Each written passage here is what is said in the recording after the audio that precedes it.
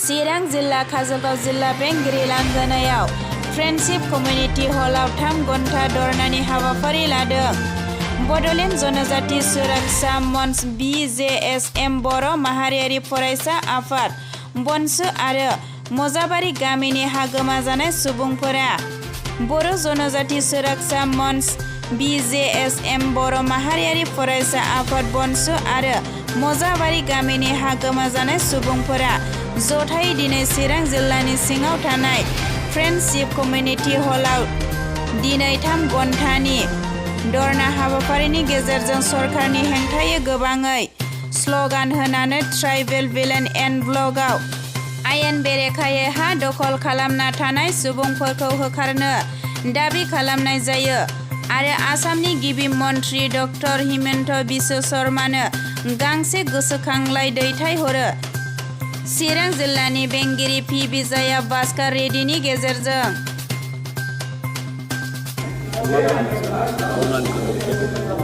जों दिनै बड'लेण्ड जनजाति सुरक्षा मन्च बर' नेशनेल स्टुडेन्टस इउनियन ओमफ्राय माखासे हा थांजानाय बर' फिसाफोर लानानै जों धरना खालामबाय आरो बे धरनाजों जोङो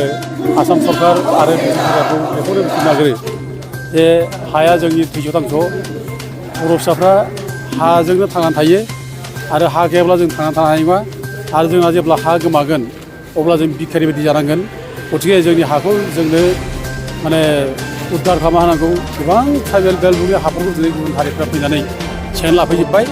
दा बे हा सेजानि थाखाय दिनै बर'फ्रा गावनि हायाव दिनै बिखारि जानांबाय। ओंखायनो जेसेबां बेल्ट ब्लकआव इलिगेल भाबै हाबनानै दङ अबैध भाबै हा दखल खालामनानै दं बिसोरो होखारजोबनांगौ इमिडियेटलि जों बेखौ दाबि खालामो सरकारनाव। दा जों बे दाबिखौ लानानै दिनै बे धरनाखौ जों होनाय जादों। दे माखासे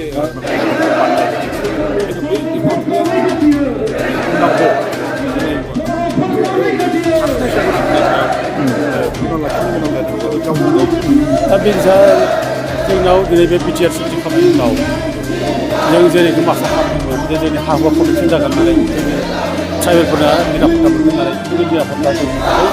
गैया दा बे बिटिसि सुक्तियाव जेरोखोम माने जोंहा निरापत्ता दंमोन हा हुनि निरापत्ता 6 दुलनि जानाखि एग्रिमेन्ट दंमोन बेयाव जोंहा जेरोखोम निरापत्ता दंमोन बे निरापत्ताखौ बिटिआरआव गैया। दा दिनै बिटिआरआव रोखा लिरनानै लाबोदों जे माने जेसेबां ट्राइबेल एरियायाव हा ओरै गोग्लैनानै थानाय दङ बेरेभारानि एरिया ओमफ्राय खासेन ओमफ्राय ग्रेजिं फिल्ड दा बेफोराव हा थानायफोरखौ आसाम सरकारा गावसोर लानानै थांगोन आरो गावसोर प्रटेकसन होगोन होननानै एग्रिमेन्ट खालामदों बिटिआरआव। दा गथिखे बेफोर खेत्रखौ नायनानै दिनै बे बिटिआर सुक्तिनि गेजेरजों जोंनि हा हुआ जेरै रैखाथि मोनगोन जों बेखौ साननो हाया। आरो दिनै बे बिटिआर सुक्ति जानायनि उनावनो दा जिथु माने ट्राइबेल एरियाफ्राव जायनाखि हा ओरै गोग्लैसोनाय दं बेखौ आसाम सरकार लांना थानाय जेरैखि खोथा होदों एग्रिमेन्ट खालामदों बे खोथा बादियै दिनै आसाम सरकारा मोनसे लेन्ड बेंक मोनसे कमिटि दानानै होनाय जादों जिल्ला लेभेलाव डिसिनि दायथ' होनानै दा मुसलपुर एरियायाव बे लेन्ड बेंक कमिटि दानाय होनायनि उनाव दा बर'फोरनि 160 न'खरनि हाखौ दिनै आसाम सरकारा सेनानै लानो थाखाय दिनै जरिब खालामदों। दा बे लेन्ड बेंक कमिटि दानायनि मुल माने खारन जाहैबाय बे बे बिटिआर सुक्तियाव जे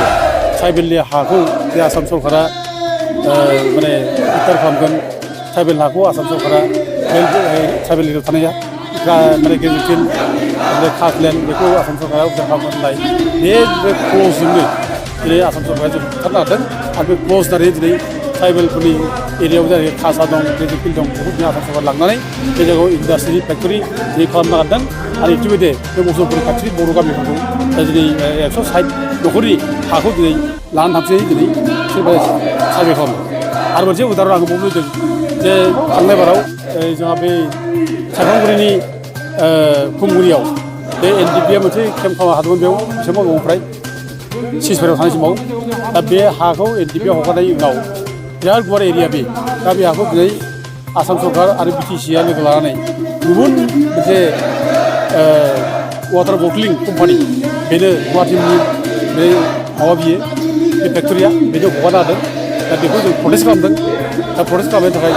खालामनो हायाखै। दा बेफोर खालामनायनि नागारनाय खालामनानै जे दिनै जोंनि बिटिआर सुक्तिसो खालामबाय हाखौ जे जोङो आसाम गभर्नमेन्टनो हगारना होबाय बेनि मेन खारन बेयो। दिनै बे बिटिआर सुक्तिजों जों हा हुनि निरापत्ता जों मोननो हानाय नङा जों बेखौ दिनै रोखा रोखा जों मिथिगौ ओंखायनो जों दिनै बिटि सरकाराव जों बुंनो हादों जे जोंनो हा हुनि निरापत्ताखौ होनांगौ बिटिसि 6 सिडुलनि जायखि आयेन बेखौ इमप्लिमेन्ट खालामनांगौ बे बाथ्राखौ जों दिनै बुंनो हादों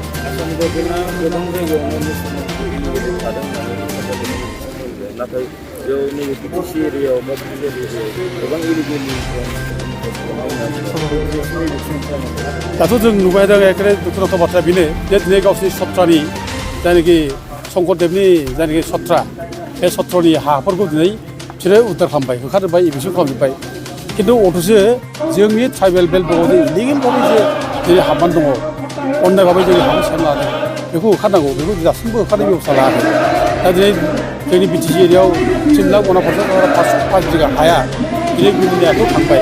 गुबुनफ्रा सेना लाबाय दिनै बेखौ उद्धार खालामनांगौ 3 लाख 5 बिघा हाया खम गुवार एरिया दा बे एरिया हाखौ जुदि जोङो उद्धार खालामहैब्ला जोंहा बिराद जों रुजु रायजो जानो हायो बे जायगायाव जोङो निरापद भाबै जों थांना थानो हायो दिनै गुबुन हारिया जोंनि जायगायाव फैनानै हा सेफायनो थाखायबो दिनै जोङो माने जोंनि फिसाफ्रा दिनै खाथिनि दैमायाव जों ना गुरनो हालिया खाथिनि दैयाव जों माने दैसा सेराव जोङो मैगं खानो हालिया बेयाव थांब्ला जोंनि फिसाफोरखौ रेप खालामो बुथारो आरो जों जायगायाव हाबनानै दिनै जोंखौ लाब जिहाद खालामनानै जोंखौ लांखारो बेबायदि घटना जागासिनो दं दिनै जोंनि हा सेना लाबाय दिनै धोम सन सेना लाबाय बेनिखायनो जों दिनै जेसेबां माने माबादों बे ब्लकआव हाबना थादों इलिगेल बेखौ होखारनांगौ दिनै आसाम सरकारा सत्रनि हाखौ मानो होखारदों फालाय बिसोरखौ मानो नोजोर होदों दिनै मानो नोजोराखै होखारनांगौ जे बे दाबिखौ जों खालामगासिनो जादों आरो लोगोसे जों दिनै बे माने धरनानि गेजेरजों जों दाबि खालामदों आसाम सरकार बिटिसि सरकारा जुदि होखारनायनि गोहो गैयाब्ला नोंसोर जुदि होखारनो जुदि गियोब्ला जोंनो हगारना हो रायजोफोरनो हगारना हो खमथा हो रायजोफोरनो लिरना हो जोंनो जे जों होखारला गभर्नमेन्टआ नोंसोरनो होखारनो लिरना हो रायजोफ्रा दाबो होखारनानै जोंनि हाखौ उद्धार खालामनो राजि ओंखायनो गभर्नमेन्टखौ जों दिनै बे धरनानि गेजेरजों खावलायदों जे नोंथांमोना जोंनो खमथाखौ होखारनाय जों होखारना लागोन गामि दानख'नाय गामि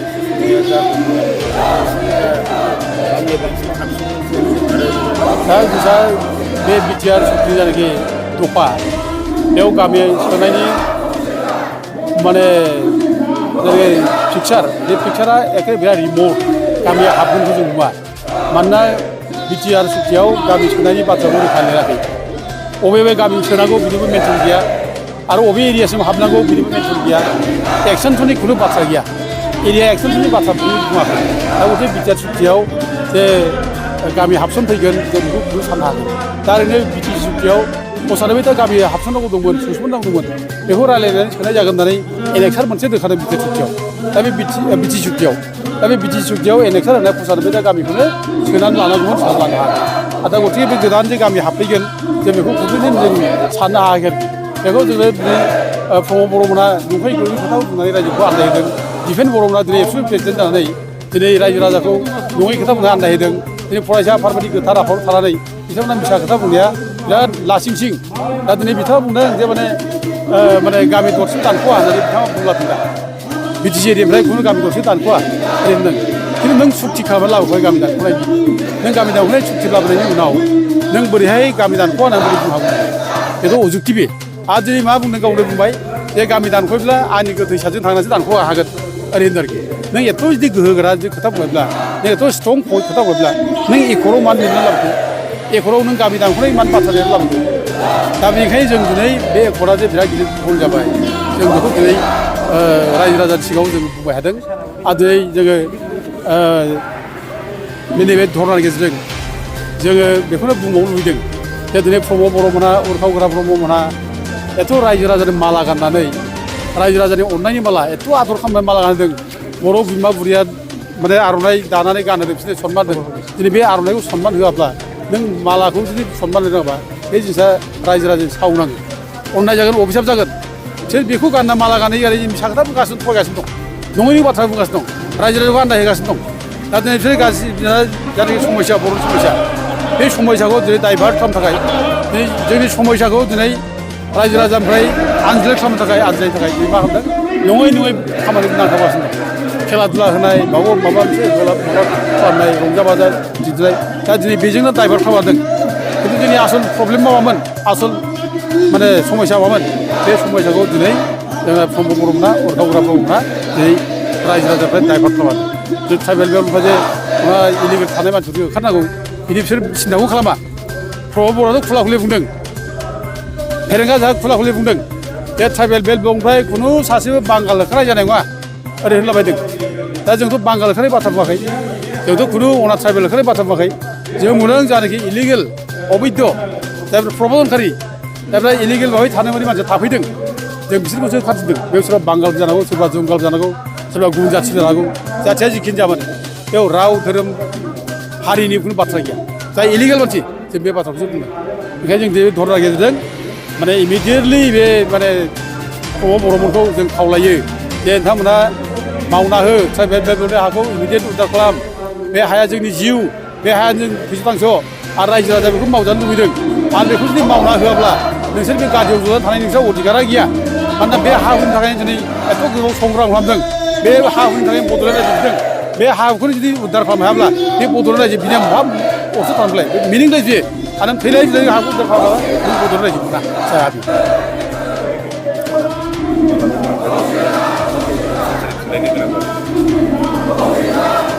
जोंनि थांनाय 2027 जानुवारि बर'नि थामथि गोरोबथा जायखौ जोङो बड'लेण्ड टेरिटरियेल रिजन सान्ति सिटि जोंनि NDP आरो एबसुजों जादों दा बेनिफ्राय जोंनि बर' हारिया मोनसे एक्सपेक्टेसन खालामदोंमोन जाय एक्सपेक्टेसननि गेजेरजों बे बर'फोरनि हाहुनि रैखाथि बर'फोरनि माने गासैबो समयसाफ्रा जोबगोन होननानै दा बेराफारसेथिं जोंनो दिनै माने फिन खेबसे जोङो माखासे प्रग्रामफोर एबा सोमावसारनाय हाबाफारि लाफिननांगौ जानानै फैदों बे जोंनि माखासे थासारिफ्रा गाज्रिनिफ्राय गाज्रिसिन जानो हमदों दिनै जों बेसिकेलि जोंनि बे क'क्राझार नैबे क'क्राझार जोंनि चिरां डिस्ट्रिक्ट सेन्टारनि बे डिसिनि मोखाङाव जोंनि बे बड'लेण्ड जनजाति सुरक्षा मन्चजों लोगोसे बर' माहारियारि फरायसा मन्थ्रिजों जों जयैनो जोंनि बर'फोरनि आरो ट्राइबेलफोरनि हाहुनि रैखाथिनि थाखाय जोङो दिनै खुद्रिसारनाय बे हाबाफारिखौ लानाय जादों आरो बेवहाय बेसिकेलि जोंनि बे ट्राइबेल बेल्ट ब्लकआव बेसेबां जोंनि बर'फ्रा होखारजादों बेसेबां जोंनि बर'फ्रा हाहुनि रैखाथि दिनै जोङो बन्सित जानानै फैगासिनो बिनि सायाव जों सांग्रां आरो बेजों लोगोसे जों प्रग्रामनि गेजेरजों डेपुटि कमिशनारनि गेजेरजों जों आसामनि चिफ मिनिस्टार बिथांनो जों आर'जलाइ गथायहरगोन दा बे हाबाफारिनि गेजेरजों दिनै जोंनि बेसेबां जोंनि BTC ओनसोल ट्राइबेल बेल्ट ब्लकआवहाय जोंनि बर'फ्रा थांनाय समफ्रावहाय जों माने आन्दलननि मुङाव थांनाय मुस्लिमजों जानाय आन्दलन सान्थालजों जानाय आन्दलन दा बे समावहाय जोंनि बर'फ्रा गोबाङानो खारनानै गोबां जायगायाव थाहैनांदों दिनैसिमबो आसाम गभर्नमेन्टआ बिथांमोनखौ रिहेबिलिटेसन एबा रिहेबिलिट खालामहैफिनाखै एबा बिथांमोनखौ दिनै गावसिनि जायगायाव गावसिनि हायाव दिनै बिथांमोना दोनहैफिननो हायाखै दा गोबां बे ओनसोलनिनो जेरै मजाबारि एरिया बादि जितु गावसिनि जायगायावनो बिथांमोना ओंखारजानानै हा गैजायै जानानै दङ आरो बेजों लोगोसे गोबां जोंनि क'क्राझार डिस्ट्रिक्ट चिरां डिस्ट्रिक्टआवहाय गोबां दाङाबाजिनि गेजेरजों हा गैजायै जानानै दं बिथांमोना दिनै फैनानै जोंजों हानि रैखाथिनि थाखाय बिथांमोनाबो खुद्रिसारनाय हाबाफारियाव बाहागो लाफैदों दिनै जों नुनो मोन्दों माने गोबां जोंनि बर'फ्रा जेरै बिलासिपारा साब डिभिजनावबो गोबां जोंनि बर'फ्रा बिदिनो जर जबस्ति इलिगेलि बाहेरानिफ्राय फैनाय मानसिफोरजों हाया सेनानै लाजादों बिथांमोनखौ दिनैसिमबो आसाम गभर्नमेन्टआ निरापत्ता होनानै बिथांमोनखौ गावसिनि जायगायाव दोनहैफिननो हायाखै बिथांमोना जर जबस्ति बाहेरानिफ्राय फैनानै बिथांमोनखौ अफुदुर खालामनानै इलिगेलि हाखौ बायध'थायै फानहोनानै बिथांमोना दिनै होखारहरदों बैफोरो जोंनि ट्राइबेल बेल्ट ब्लकआवनो दिनै सेकुरिटि निरापत्ता गैया दा बिनि थाखायनो जों गोबां जोंनि गेजेराव एफर्ट जानानै थांबाय थेवब्लाबो जोङो दिनै जोंनि सेफटिनि थाखाय जोंनि रैखाथिनि थाखाय बर'फ्रा खुद्रिसारबाय थानांगौ जानानै फैदों आरो बेराफारसेथिं गोबां जोंहा थांनाय समफ्रावहाय सान्थालजों दावराव जानायावहाय गसाइगावनि खोलाहा गोबां हाया माने दिनै दखल खालामजानानै दिनै बर'फ्रा खारनानै दिनै थाहैफिननो हायाखै आरो बेजों लोगोसे दाख्लैसो जोंनि गुवाहाटि बरबारि नलपारा बादि जायगायाव जोंनि ट्राइबेल बेल्ट ब्लक जायगायाव गभर्नमेन्टआ दिनै बिथांमोना होखारदों दिनै बेयावबो दिनै दासिमबो रिहेबिलिटेसन खालामहैयाखै दोनहैफिनाखै दा बिनि थाखायनो जोङो दिनै सिभिल ससाइटि हिसाबै जों दिनै खुद्रिसारफिननांगौ जानानै फैदों जों सोमावसारफिननांगौ जानानै फैदों जाहाथे जोंनि बर' न'खरनि बर' बिदा फंबायफ्रा गावनि हायावनो दिनै रैखाथि गैयै जानायलाय जोङो दिनै उफाय गैया जों सोमावसारफिननांगौ जानानै फैदों आरो बेजों लोगोसे जोंहा मोनसे सिरियास मोनसे अर्डार फैदों जोंनि बाक्सा डिस्ट्रिक्टआवहाय जोंनि आसाम गभर्नमेन्टआ दिनै मोनसे लेन्ड बेंक पलिसि बानायदों जाय लेन्ड बेंक पलिसिनि गेजेरजों जोंनि बर'फोरनि एबा ट्राइबेलफोरनि हाखौ जाय माने पाट्टा गैया सोरबा एक्सनियानि हा सोरबा थौजि हा दिनै बेखौबो पलिसि खालामनानै जोंनि कास्टलेन्ड फरेस्ट लेन्डखौ पलिसि खालामनानै दिनै बिथांमोना सरकारा लानायनि पलिसि लादों मानो होनब्ला दिनै अलरेडि फोरमान जाबाय दिनै थौजि हा दिनैहाय एक्सनियानि हा